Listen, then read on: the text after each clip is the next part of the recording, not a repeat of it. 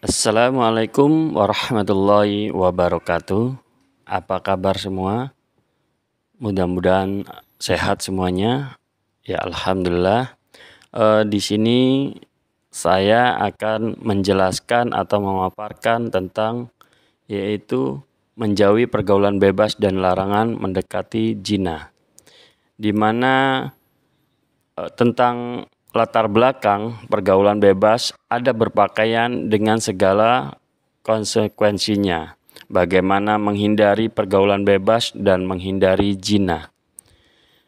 Zina terdapat dalam surat Al-Isra ayat 32 yang berbunyi Bismillahirrahmanirrahim.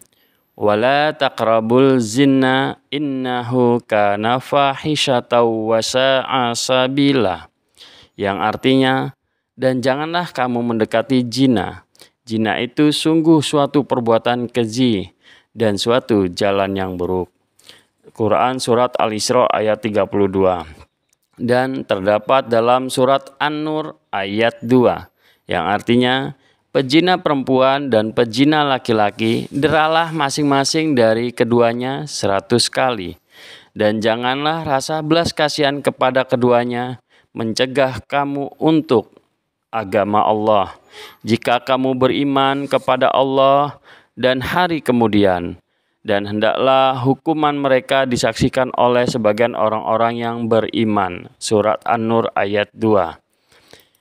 Di mana analisis isi kandungan surat Al-Isra ayat 32 yaitu pertama, janganlah kamu mendekati zina. Maksudnya adalah Islam memerintahkan untuk menjauhi segala sesuatu yang bisa mengundang terjadinya perbuatan zina. Yang contohnya memandang perempuan yang bukan mahramnya. Kedua, berduaan dengan lawan jenis yang bukan mahramnya. Ketiga, berpakaian tidak menutup aurat. Keempat, melihat film yang mengumbar aurat.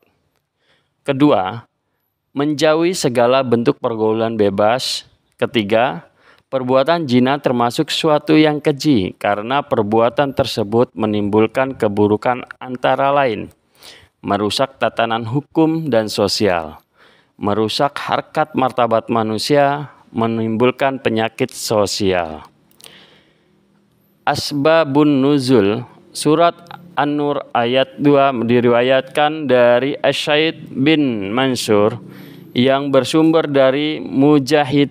Ketika Allah mengharamkan zina, di sekitar mereka banyak wanita pezina yang cantik. Kemudian turunlah ayat tersebut yang menegaskan bahwa wanita pezina hanyalah dikawini oleh laki-laki pezina dan laki-laki musyrik. Pada Quran surat An-Nur ayat 2 menegaskan tentang kejinya perbuatan zina hingga Allah menetapkan yaitu satu, sanksi hukum dari Allah SWT sangat berat. Kedua, pelaku zina diberikan hukuman. Yang ketiga, yang dikenakan hukuman kedua pelaku zina. Keempat, zina pelakunya laki-laki dan perempuan atau perempuan yang belum menikah, maka hukumannya dideras 100 kali tanpa balas kasihan. Kelima, jika pelakunya laki-laki atau perempuan yang sudah menikah, maka hukumannya rajam, yaitu dilempari batu setengah badan hingga meninggal. Keenam, pelaksanaan hukuman dilakukan di tempat umum agar diketahui banyak orang lain. Adab berpakaian sesuai ketentuan syariat Islam. Pertama, memahami adab berpakaian menurut ketentuan Islam. Kedua, menghayati adab berpakaian menurut Islam. Ketiga, menerapkan adab berpakaian menurut Islam. Keempat, membiasakan adab berpakaian menurut Islam. Pengertian, pergaulan bebas adalah pergaulan yang tidak mengindahkan norma agama dan norma yang berlaku di daerah setempat. Faktor penyebab pergaulan bebas dan perbuatan zina, yaitu faktor dari dalam. Pertama, lemahnya pemahaman iman dan Islam. Kedua, bisikan setan, pola pikir, rasa ingin tahu, dan ingin mencoba. Ketiga, lemahnya pemahaman terhadap dampak pergaulan bebas. Keempat, gaya hidup. Kelima, komunikasi tidak berjalan baik. Faktor penyebab pergaulan bebas dan perbuatan zina dari luar. Faktor dari luar yaitu paham sekularisme dan liberalisme di kalangan masyarakat. Lemahnya kontrol orang tua, menurunnya fungsi kontrol dari masyarakat, pengaruh media massa, minimnya sarana pengembangan dan aktivitas remaja. Dampak negatif pergaulan bebas dan perbuatan yang mendekati perbuatan zina. Melemahnya ketahanan iman, malas beribadah, pergaulan lawan jenis yang permisif.